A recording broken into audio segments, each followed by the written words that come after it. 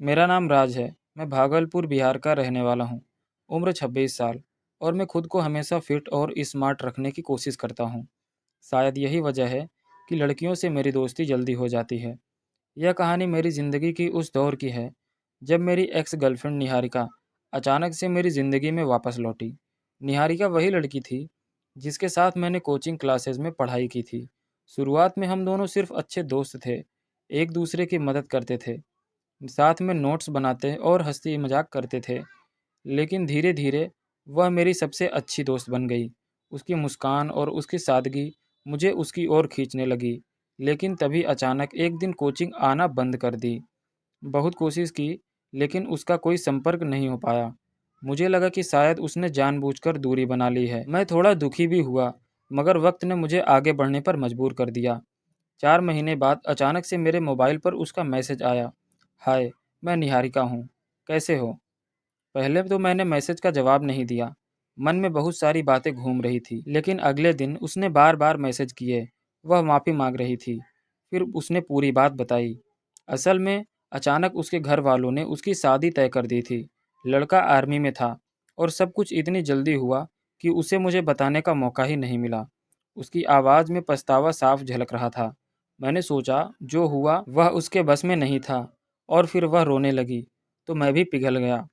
मैंने उसे माफ़ कर दिया और धीरे धीरे हमारी बातचीत फिर से शुरू हो गई।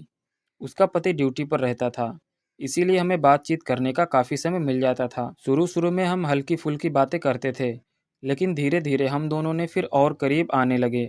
कभी हंसी मजाक करते, कभी नॉनवेज जोक्स शेयर करते, और कई बार हमारे बीच बहुत रोमांटिक बातें होने लगती। मुझे महसूस हुआ कि निहारिका के दिल में अभी भी मेरे लिए वही जगह है। शायद उसने शादी कर ली थी, लेकिन उसके दिल में एक कोना अभी भी मेरे लिए बाकी था। कुछ हफ्तों तक यही सिलसिला चलता रहा। फिर उसने एक दिन खुद ही मिलने का प्लान सुझा दिया। मैं चौंक गया, लेकिन भीतर से बेहद खुश भी हुआ। इतने समय बाद उससे मिलना मेरे लिए किसी सपने जैसा था। मुलाकात का दिन आ ही गया। मैं सुबह से ही बेचैन था। मन में कई तरह के सवाल उठ रहे थे। क्या वह सच में आएगी? क्या सब कुछ पहले जैसा हो जाएगा? मैं अच्छे से तैयार होकर खुद को आईने में देखा। मन ही मन मुस्कुराया और सोचा कि आज का दिन खास होना चाहिए। निहारिका ने बताया था कि वह बस से आएगी, इसीलिए मैं समय से पहले ही बस स्टैंड पर पहुंच गया। वहां खड़ा खड़ा मैं उसे ढूंढ रहा था। हर गुजरते पल के साथ मेरे दिल की धड़कनें तेज होती जा रही थी। कुछ देर बाद एक बस आकर रुकी। उसमें से जब वह बाहर उतरी तो मैं जैसे एक पल की, लेकिन अब उसमें और भी ज्यादा निखार आ गया था। वह पहले से ज्यादा आत्मविश्वासी, खूबसूरत और आकर्षक लग रही थी। हमने हल्की सी मुस्कान के साथ एक दूसरे को देखा। कैसी हो? मैंने झिझकते हुए पूछा। अच्छी हूँ, उसने मुस्कुराकर जवाब दिया। मैं उसका सामान उठाया और हम दोनों मेरे कमरे की तरफ चल पड़े। रास्ते भर हम चुप रहे। शायद दोनों के मन में बहुत सारे बातें थी, लेकिन कहने के लिए शब्द कम पड़ रहे थे। कमरे पर पहुंचने के बाद उसने थोड़ा फ्रेश होकर आराम किया।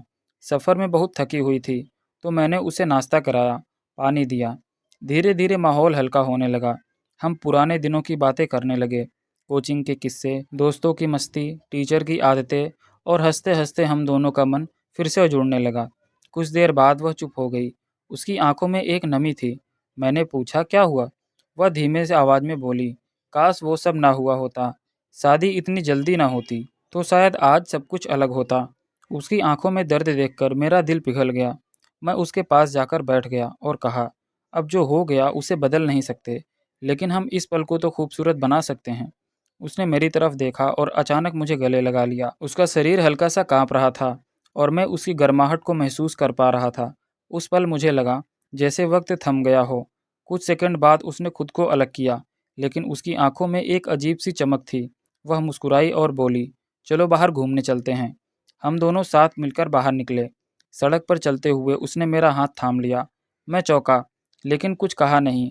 उसके स्पर्श में एक अजीब सा आत्मविश्वास और अपनापन था। हमने सड़क किनारे चाय पी, छोटे छोटे ठेले घूमे और बस बातें करते रहे। बाहर का नज़ारा खूबसूरत था, लेकिन उससे भी ज़्यादा खूबसूरत वो पल था जो हम जी रहे थे। शाम तक हम कमरे पर लौट आए। वहाँ आते ही माहौल बदल गया। अब हंसी मजाक की जगह हल्की फुल्की रोमांटिक बातें होने लगी। कभी वह मुझे चिढ़ाती, कभी मैं उसे। बीच बीच में हमारी नज़रें मिल जाती और माहौल और भी गर्म हो जाता। मैंने हिम्मत करके उसका हाथ पकड़ा उसने कुछ नहीं कहा, बस मेरी आंखों में देखने लगी। फिर धीरे धीरे वह मुस्कुराई और मेरे कंधे पर सिर रख दिया।